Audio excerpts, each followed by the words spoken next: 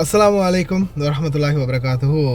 அன்பான சகோதர சகோதரிகளே, தற்போது கிடைத்திருக்கக்கூடிய தகவலின் அடிப்படையில் அந்த சகோதரருடைய சில தகவல்களை பற்றி எனக்கு ரஃபீக் சகோதரர் எனக்கு அனுப்பியிருந்தார் வாய்ஸ் உண்டு.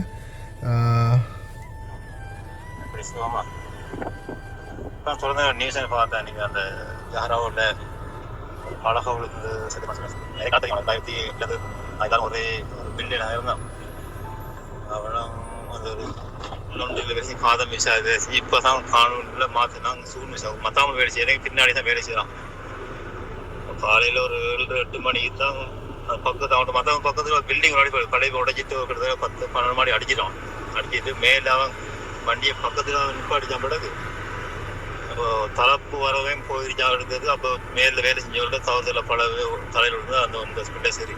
நான் வேலை செய்யறது 2வது பில்டிங் பின்னுக்கு தான். நான் பார்க்கல, போகல, எனக்கு வேலை வந்துட்டு. அப்போது இதான் நடந்த கேஸ். அவன் ஹாதம் மிஷாலில் காப்பேண்டர் வேலை செய்யல. அவன் டிரைவர் தான்.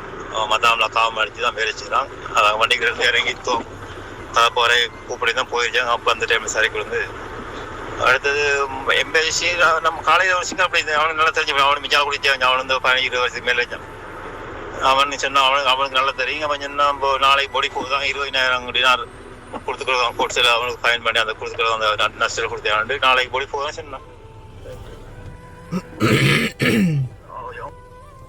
தேங்க்ஸ் சகோதரா, உடனே எனக்கு அப்டேட் பண்ணதுக்கு. உடனே வீடியோ பப்ளிஷ் ஆகி ஒரு கொஞ்சம் நிமிஷம் கூட போகல, எனக்கு உடனே அப்டேட் பண்ணிட்டாரு. மிச்சம் தேங்க்ஸ். இப்போ இதில் வந்து பார்த்திங்கன்னா புதுசாக கட்டிடம் ஒன்று கட்டுப்பாட்டுக்கிட்டு இருக்குது. அதுக்கு பக்கத்தில் தான் இவங்களோட மத்தாமும். அப்போ இவர் வண்டியை நிப்பாட்டிட்டு இவருக்கு தலைபோண்டு வந்திருக்குது, ஆர்டர் வந்திருக்குது போல். மத்தாமில் தான் வேலை செய்கிறாராம். மக்காமா தான். நான் அந்த வீடியோவில் வந்து நான் இவரண்டு சுட்டி காட்டல. நான் சும்மா ஒரு பொதுவாக ஒரு அவேர்னஸுக்கு சொன்னது தானே அது. அக்காமை மாற்றி வேலை செய்யும்போது அக்காமை அடித்து காதிமில் அங்கே இங்கே வெளியே வேலை செய்யும்போது ஏதாவது பிரச்சனை வந்தால் அப்படி ஆகும்னு. அப்போ என்ன செஞ்சிருக்கா, இறங்கி போகிறதுக்கு இவர் ரெடியாகி வெளியே போகும்போது தான் மேலேருந்து பலகை விழுந்து அண்டர் கன்ஸ்ட்ரக்ஷனில் இருந்த பில்டிங்க்கு பக்கத்தில் வண்டி நின்றுருக்கு. அதே மாதிரி அவர் நடந்து போகும்போது தான் அப்படியே இருக்குது. ஒருவேளை சேஃப்டி ஜோன்லையும் தாண்டி அந்த பலகை வந்து விழுந்துச்சோ தெரியலை. அவருடைய நேரம் சொல்ல முடியாது இல்லையா, ஒவ்வொருத்தருடைய நசீப் எப்படி இருக்குன்னு. பலகை வந்து விழுந்ததால் தான் உயிரிழந்திருக்கிறாரு. இப்போதைய தகவலின்படி இந்த சகோதரர் சொன்ன மாதிரி அது வந்து மாறலாம். எவ்வளோன்றது சும்மா சிலர் வந்து சும்மா வாயில் வார்த்தையை அடிச்சுடுவாங்களே. இவர் இல்லை, நான் சொல்கிறது இவர்கிட்ட சொன்னவர் 20,000 தினார்னு சொல்லியிருக்காங்க. அப்படி பார்க்க போனால் கிட்டத்தட்ட 2 கோடி நஷ்டேடு தலையில் பலகை விழுந்ததுக்கு அப்படின்னு சொல்லியிருக்காங்க. சரி, எது எப்படியோ அல்ஹம்துலில்லாஹ் அவரோட குடும்பத்துக்காவது அவரோட பொடியும் நல்லபடியாக போய் சேரட்டும். அந்த பணங்களும் எவ்வளோ கிடைக்குதோ அது போய் சேரட்டும். இனி செய்ய வழி இல்லை. நேரம் முடிஞ்சால் அவ்வளவுதான். இனி யாராக இருந்தாலும் இல்லையா. அதே போல் நாங்களும் அவருடைய மரணத்துக்கு ஆழ்ந்த இரங்கல்களை தெரிவித்துக்கொள்கிறோம். அதே மாதிரி கன்ஸ்ட்ரக்ஷன்ஸ் முக்கியமாக அதுதான். சில விஷயங்களில் நம்ம மிச்சம் கவனமாக இருக்கணும்.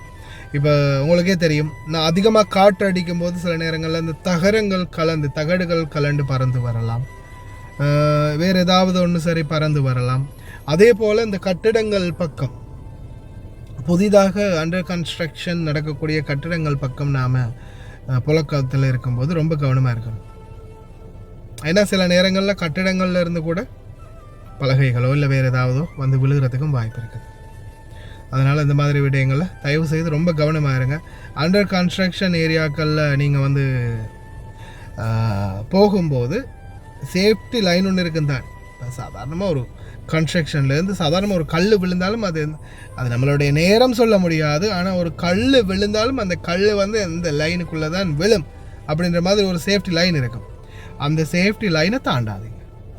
எல்லாத்துலேயுமே நம்ம லிமிட்டோடு இருந்தோம்னா லிமிட்டை தாண்டிட்டோம்னா அது நம்மளுக்கு ஆபத்திலேயே தான் முடியும். அதனால் அன்பார்ந்த உறவுகளே, தயவு செய்து ரொம்ப கவனம். எல்லாம் வல்ல இறைவன் அனைவரையும் பாதுகாக்கட்டும். முடிஞ்ச வரைக்கும் கவனமாக இருங்க. வேறு ஏதாவது அப்டேட்கள் இருந்தால் நிச்சயமாக நான் வந்து உங்களுக்கு கொடுக்குறேன்.